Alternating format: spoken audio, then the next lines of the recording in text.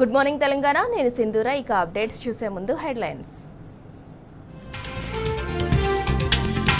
ముంబై ఉగ్రదాడుల సూత్రధారి Tahawwur రానాకు NIA custody 18 రోజుల కస్టడీకి అనుమతించిన పటియాలా హౌస్ కోర్టు ప్రత్యేక జడ్జి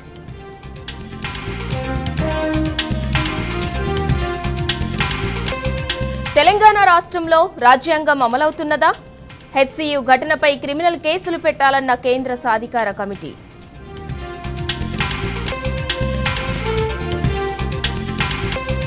కంచెగచ్చిబౌలిలో రాత్రికి రాత్రే అన్నేసి బుల్డోజర్లతో విధ్వంసమా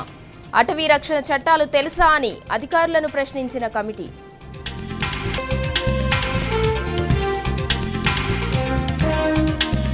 హెచ్సియులో రాష్ట్ర ప్రభుత్వం అన్ని నిబంధనలను ఉల్లంఘించింది సుప్రీంకోర్టు సాధికార కమిటీకి 200 పేజీల నివేదిక అందజేసిన బీఆర్ఎస్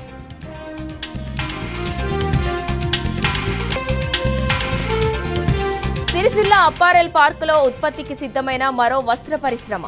కేటీఆర్ చొరవతో టెక్స్పోర్ట్ కంపెనీ ఏర్పాటు 1600 మందికి ఉపాధి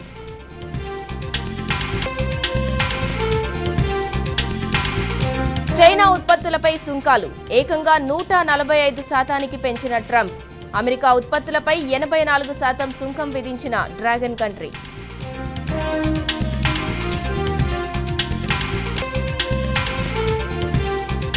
వరుసగా 4వ మ్యాచ్లో ఢిల్లీ క్యాపిటల్స్ ఘన విజయం రాయల్ ఛాలెంజర్స్ బెంగళూరుపై 6 వికెట్ల తేడాతో గెలుపు